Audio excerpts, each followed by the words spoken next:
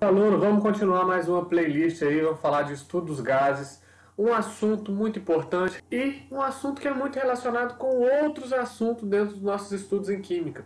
Então, você vai estar lá na frente estudando uma outra coisa e de repente vai estar citando alguma característica, alguma propriedade, alguma transformação ali dos gases. Então, é um conteúdo que a gente tem que saber.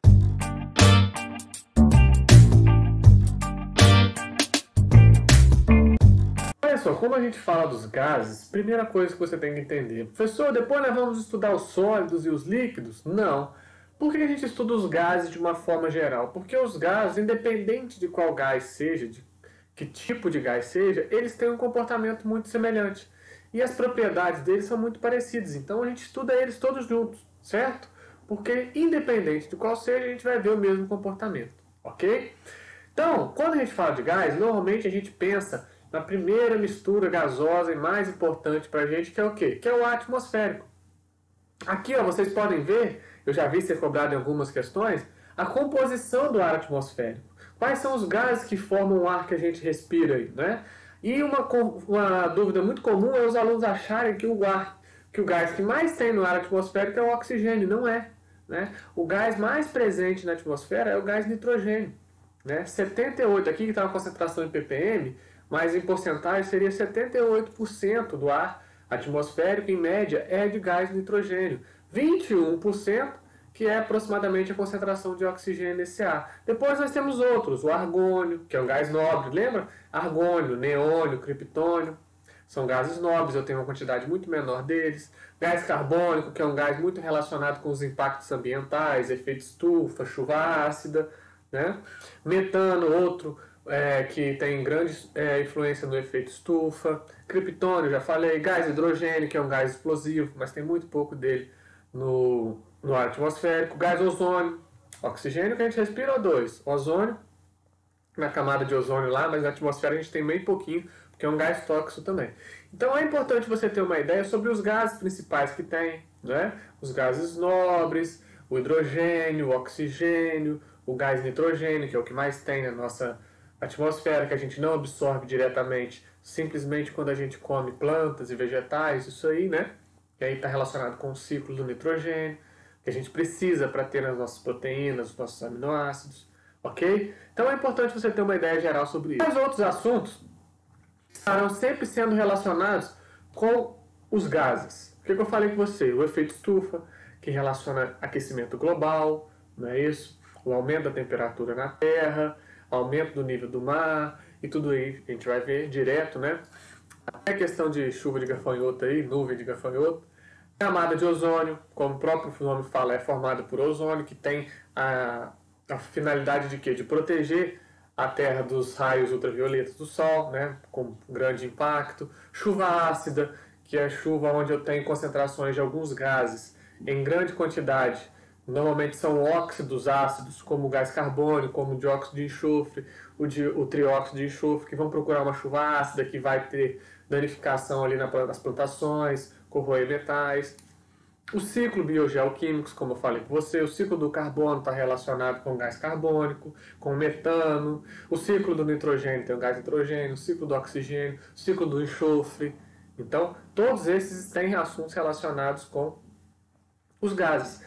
Esse assunto é muito importante. Poluição atmosférica e mais um monte. O efeito do smog, aquelas nuvens cinzas do céu de São Paulo. Tem muita coisa. Poderia ficar aqui o dia inteiro falando para vocês, mas vocês então vão compreender e relacionar os gases com esses estudos. Beleza? Quais são as propriedades dos gases? Então vocês vão imaginar o seguinte: aqui eu tenho um recipiente fechado e essas bolinhas aqui seriam átomos ou moléculas no estado gasoso, certo? Então, por que um recipiente fechado? Porque a gente sabe que se deixar o gás em um recipiente aberto, como eles têm muita energia, eles vão se espalhar para todo o recipiente. Então, a gente vai considerar um gás num recipiente fechado para a gente entender as propriedades deles, ok? Primeira coisa, nós relacionamos que os gases eles têm grande distância entre as partículas, ou seja, uma molécula, um átomo não fica muito próximo do outro. Isso até facilita a gente numa ideia de gás ideal. Por quê? Não há interação entre as moléculas porque elas estão distantes uma da outra. Então essas aqui não têm influência nenhuma sobre essa, tá bom? A velocidade de movimentação das partículas são altas, porque os gases são o estado energético mais, o estado físico mais energético. Então eles se movimentam com grande velocidade. Os movimentos possíveis são vibracional, rotacional e translacional de longo alcance. São os tipos de movimento que os átomos e moléculas podem sofrer. Tá? As partículas possuem alta energia cinética, alta energia para se movimentar, forças de atração e repulsão baixas. Por quê? Porque elas estão distantes. Então uma não vai atrair nem vai repelir muito a outra. Não vai ter muita influência pela distância entre elas. Tá? Grande expansibilidade. Ou seja, você injeta um gás dentro de uma bexiga, ela enche a bexiga. Por causa de todas essas propriedades que a gente falou com ele, né? Grande difusibilidade, se difundir por todo o espaço. Você joga aqui um perfume líquido no seu pescoço, ele evapora, ou seja, se transforma em gasoso, a pessoa que está lá do outro lado vai sentir o cheiro daquele perfume seu, né?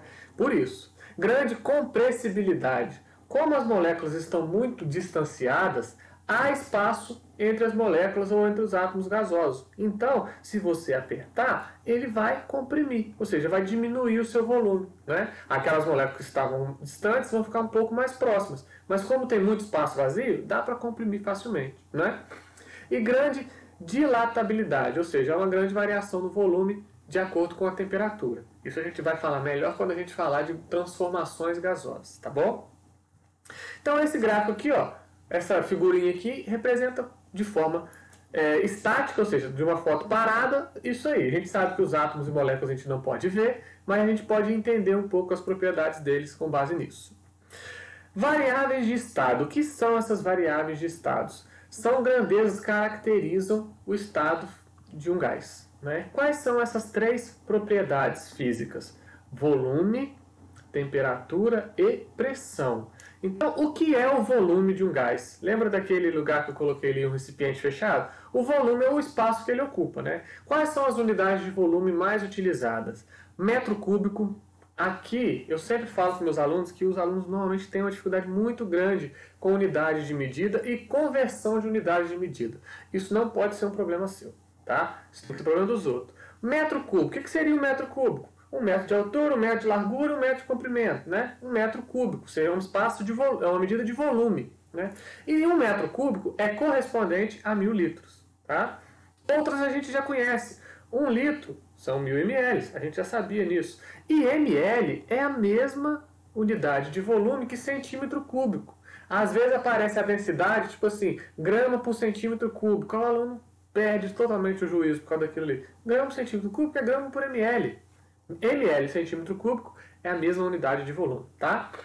Decímetro cúbico. Decímetros são 10 centímetros. 10, 10 e 10. Esse volume é correspondente a 1 litro. Então, falou decímetro cúbico, falou litro, é a mesma coisa. Essas coisas normalmente vão aparecer para quê? Para confundir vocês. E como eu falei com vocês, 1 ml é 1 centímetro cúbico. Então, essas são as unidades principais de volume que a gente vai usar. A gente vai usar o que muito? Litro, ml, centímetro cúbico você sabe que é ml, decímetro cúbico você sabe que é litro, né? E 1 metro cúbico, você imagina uma caixona com 1 metro em todas as suas três medidas. O que corresponde? A 1000 litros, a caixa d'água. Desculpa. Pressão. A pressão, lembra daquele desenho que estava ali anterior, onde os gases ficam se movimentando dentro de um recipiente fechado? Então, se eles se movimentam dentro de um recipiente fechado, eles vão se chocar com a parede do recipiente, não é isso? E uma força contra uma certa área, a gente sabe que é o quê? Uma pressão. Então, um gás dentro do recipiente, ele exerce pressão sobre ele. Quando você enche o pneu da bicicleta lá de ar, está cheio de gás ali dentro, esses gases se movimentam, fazendo com que o pneu fique o quê? Estufado, né? Se você coloca ar demais, ou seja, tem tanto gás ali, a pressão é tão forte que ele rompe a resistência do material e acaba o quê? Estourando o pneu, certo? Então a pressão de um gás é a pressão que ele exerce sobre o recipiente que o contém. Quais são as unidades de pressão? Essa a gente está menos acostumado. Pasdão padrão normalmente é o ATM, né? 1 ATM é a pressão a nível do mar, né? Que corresponde a 101.300 Pascal, ou 101,3 kPa. Aqui é uma outra unidade. Aqui, ó, vamos nas principais. 1 ATM, 760 milímetros de mercúrio, Mesma coisa. E milímetro de mercúrio e Thor, vocês podem ver que é a mesma coisa, né? Porque 1 atm, 760 Thor. Thor aqui é homenagem a Torricelli, que determinou essa unidade de pressão. E uma outra que é usada é o bar, né? 1 bar é quase 1 atm, 0,98. Então, normalmente, se aparecerem questões relacionadas com isso aí, é para tentar te confundir. Mas nós vamos ver um exemplo disso aí para tentar minimizar esse efeito. E outra variável de estado de um gás é a temperatura, medida do grau de agitação das partículas do sistema. A gente sabe que dentro de um sistema gasoso, a temperatura está relacionada com o grau de agitação que aquelas moléculas vão ter. Se você aumenta a temperatura, os gases passam a ter mais energia e se movimentam mais ainda, certo? E qual é a temperatura que a gente vai usar? Qual é a unidade de medida que a gente vai usar para temperatura? Kelvin, né? Você já estudou lá em física que a gente tem uma temperatura em Celsius. Para passar para Kelvin, é só somar 273,15. Pessoal, precisa desse vírgula 15? Não, não precisa não. Não sei por que eu coloquei isso. Entenderam? Então, por que essas são variáveis de estados? Porque são essas propriedades físicas que determinam o estado de um gás. O volume que ele ocupa, a pressão que ele exerce e a temperatura que ele tem. Ok? Se um desses mudar, os outros também mudarão, mas nós veremos isso depois. Hoje eu quero mostrar para vocês nessa aula simplesmente essa questão de unidade de medida para você não ter problema. Tá? Pressão. O que eu falei com você? Pressão atmosférica, 1 atm. O que você tem que lembrar quando você for estudar lá também propriedades coligativas? A altitude de um lugar está relacionada com a pressão, certo? Então, quanto maior a altitude de um lugar em referência ao nível do mar, menor a pressão atmosférica. O meu time foi jogar, o Botafogo foi jogar lá no Quito. A pressão lá é uma loucura. O cara fica com falta de ar, por quê? Porque o ar é rarefeito, a pressão lá é menor, tá bom? Então, lembre-se disso também. Nível do mar, 1 atm a pressão atmosférica.